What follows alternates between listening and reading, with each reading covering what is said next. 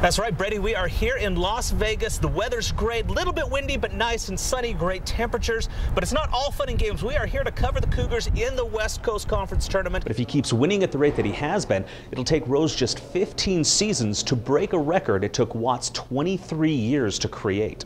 Brady, there's a reason you're relegated to the newsroom. BYU has been historically good against one-dimensional teams, which Georgia Tech is, and the Yellow Jackets' defense might be the one thing that's more abysmal than BYU's offense. She's handled it well, so well in fact that she's competed in more than half of BYU's meets this season as a freshman. Last night, San Diego did a good job at breaking down BYU's zone. They hit 6 threes, which kept the Cougars honest, and they shot 50% overall. He's paced the sidelines of the Marriott Center as head coach for 8 years, coaching 6 NCAA tournament teams, 4 All-Americans, 3 conference champions, and a guy named Jimmer. And on Saturday, he'll get a second chance to win game number 200.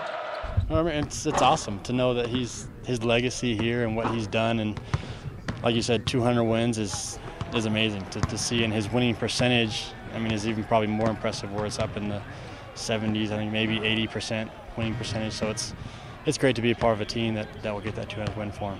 And it's an impressive rate. Rose has the 4th highest win percentage among active D1 coaches, winning more than 3/4 of his games. Rose will be the 15th fastest major college coach to 200 wins, faster than some of the biggest names in the business, such as Mike Krzyzewski, John Calipari, and Rick Pitino. But milestones like this don't mean much to the coach.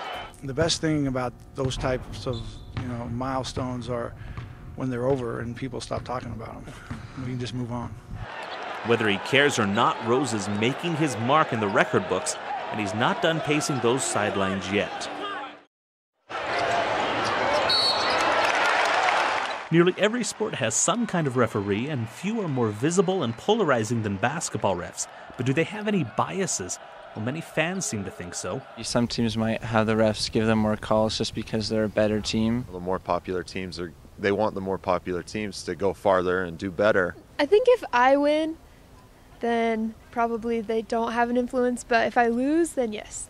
But do the numbers agree? That's what a group of BYU stats professors and students wanted to find out. Are there more fouls called in different conferences or less fouls called in different conferences? And is the number of fouls called in a team associated with its RPI, which is a measure of the strength of the team? And there really wasn't anything of great significance there. In fact, in 10 years of data gathering, there's less than 3 fouls per game difference between the highest fouling conference and the lowest. And the researchers say that difference has nothing to do with bias. The Big Ten plays a very physical brand of basketball, and their officials are a little more used to letting things go because that's the type of basketball that the conference plays. Other conferences call things a little tighter. And there's not much difference within conferences either. This year, the Cougars are in the middle of the WCC, right around the national average. So next time your favorite team loses a close one, remember that the boys in black and white aren't necessarily to blame. The new schedule isn't the only off-season football news for Cougar fans, but it's not often that the announcement comes from Tom Holmoe himself and on Twitter. Coogtube reporter Shaun Gordon joins us from the newsroom. Shaun, what did Holmoe say that has fans even more excited for fall? Well, on Saturday, Holmoe replied to a fan's tweet with news that fans have been looking for a few years, a united student section at Lavelle Edwards Stadium. They've helped make the Marriott Center one of the most intimidating places to play, and now the Rock will be out in full force for football. Starting in the fall, the students at LES will occupy the entire southeast corner of the stadium.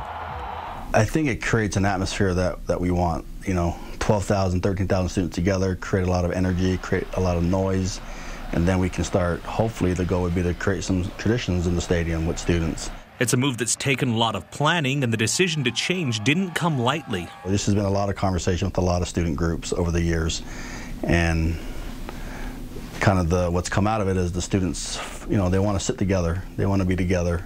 So do diehard Cougar football fans approve of the change?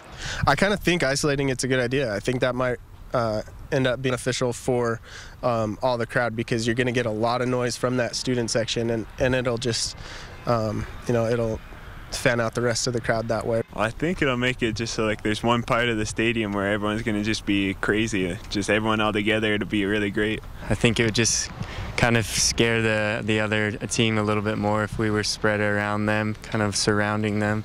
Like it or not, the new student section will be ready to rock for football this fall. Well, the marketing department visited schools like Wisconsin and Penn State that have a unified student section, and they're hoping that the Rock can become a force like the students at those schools. In the newsroom, Shaun Gordon, Coogtube.